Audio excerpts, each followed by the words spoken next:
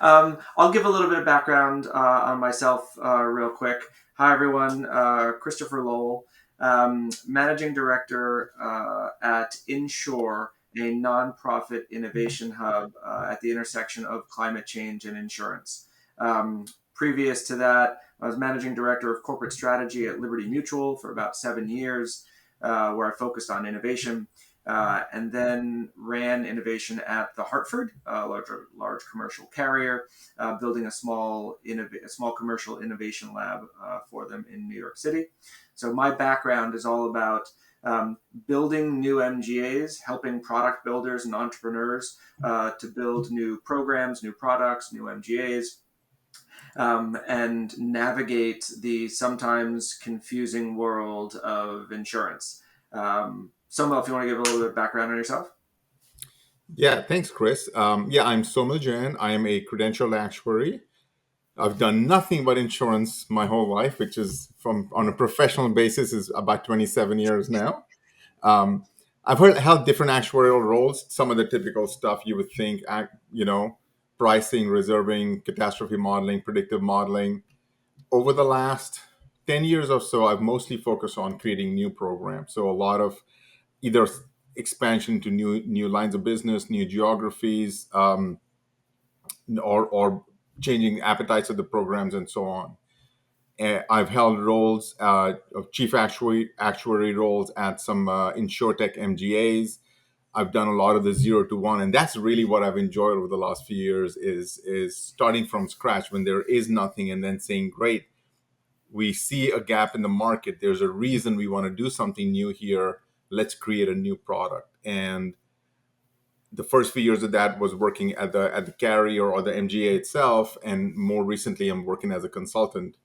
And that's what Chris and I have kind of come across that situation many times. There's no new either program administrators, new MGAs that want to create something, don't quite know how. They know the space really well. They've been in that space for 10, 20 years. They understand the ins and outs. They see the gaps.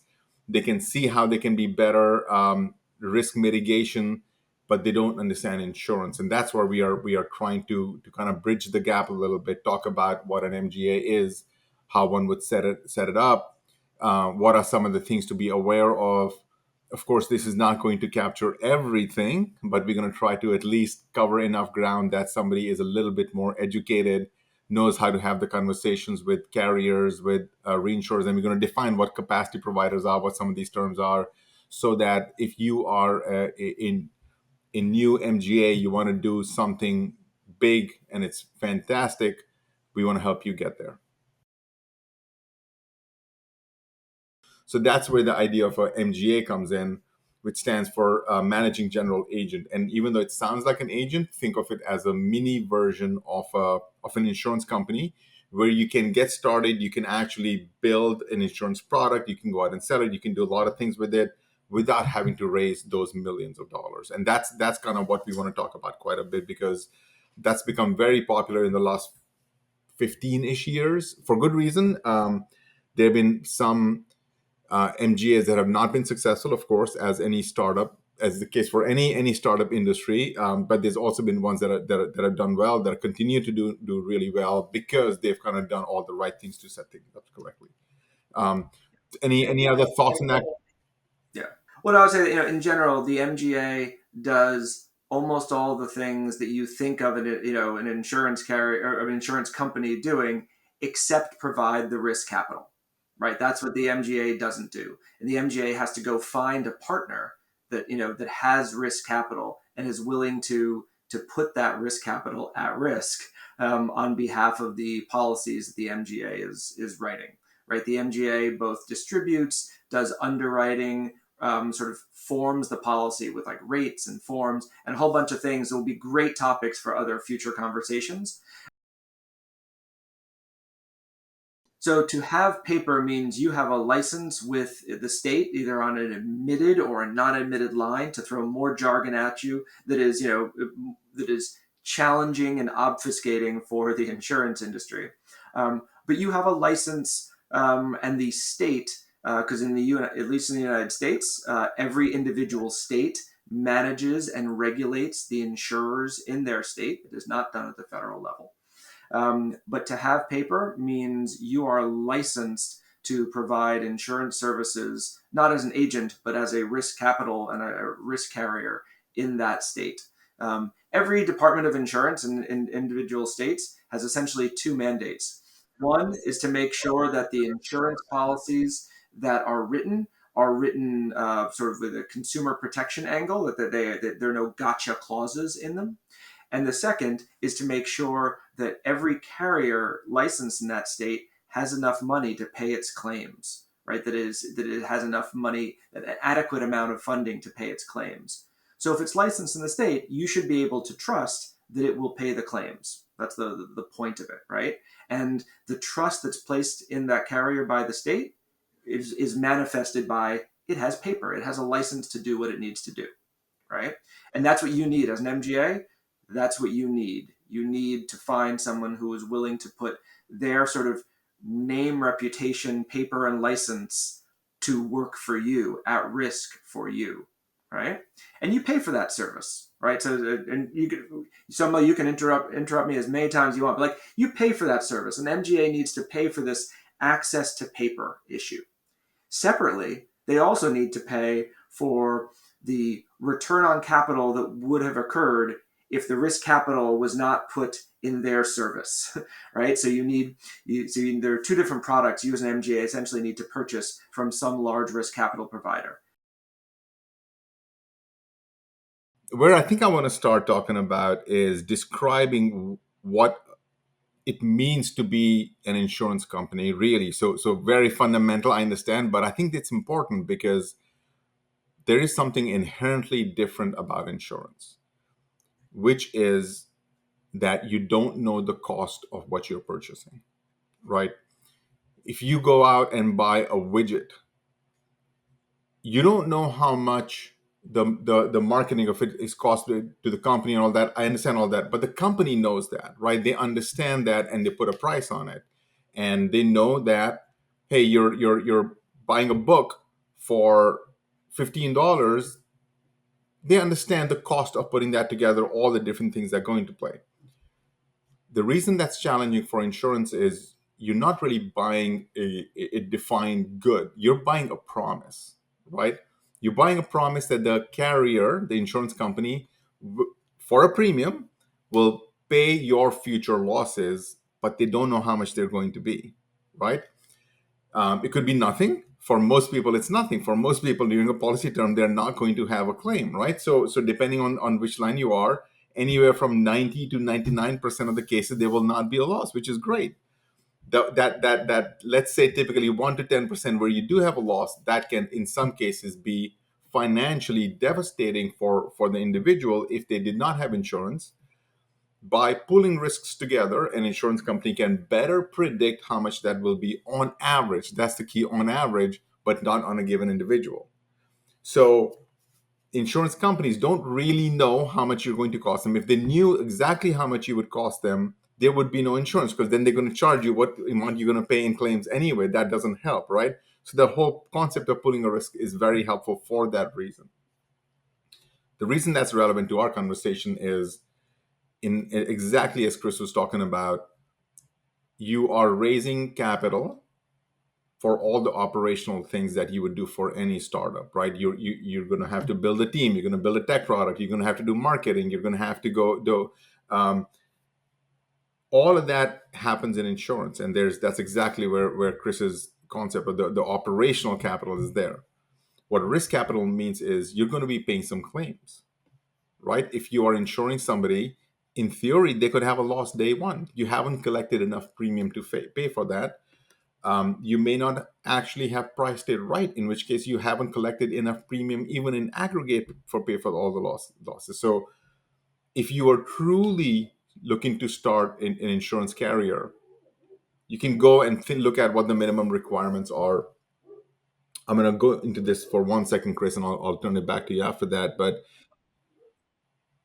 if you look at what the requirements are, and most states will put out requirements, and they're by line of business, and they'll be depending on size and depending on a few other things. But typically, you could, in theory, start for something as low as, let's say, like $50,000 might be the smallest amount on paper. That's the key. In reality, nobody, no company, no state, no option exists where you can really start a true insurance company for that that little money.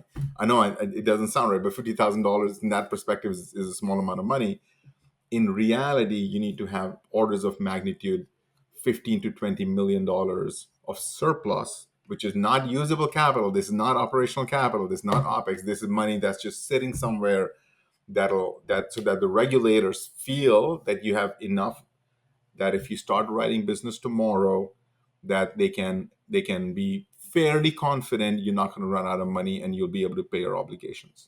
It's not an easy task to be able to raise 15-20 million dollars. If you have that sitting around, you're probably not in the right discussion. We can have much different conversations there.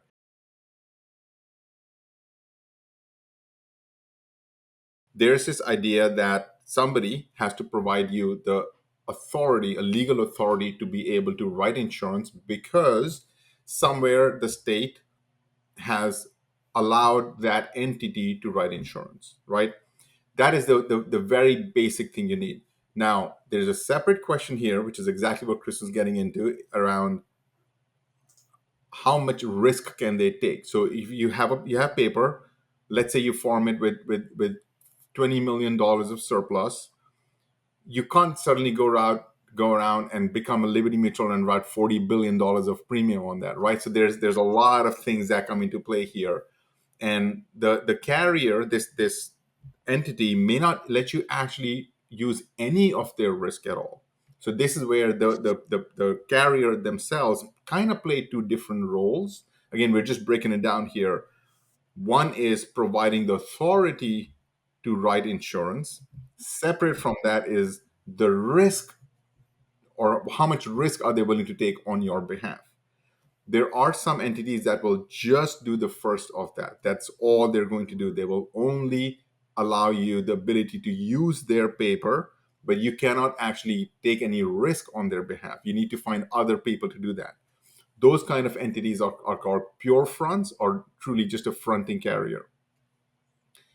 Most carriers that take that position also take some risk, which means, let's say you're writing you want to write 10 million of premium in your first year.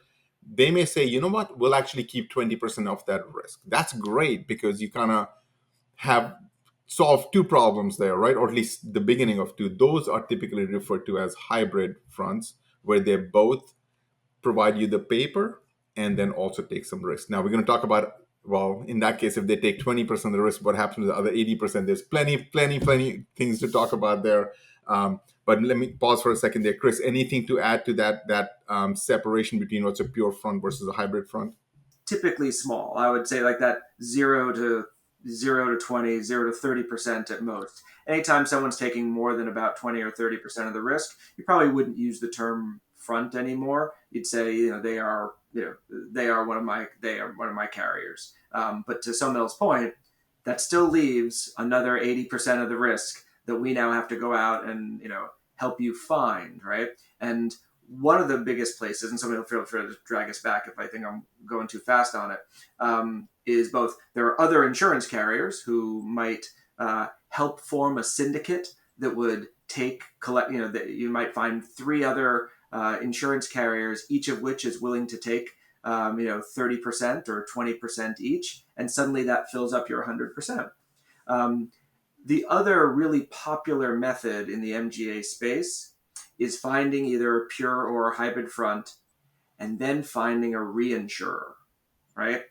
Reinsurance, and we won't have time to go in the depth of the entire industry here, but reinsurance is insurance for insurance carriers, all right?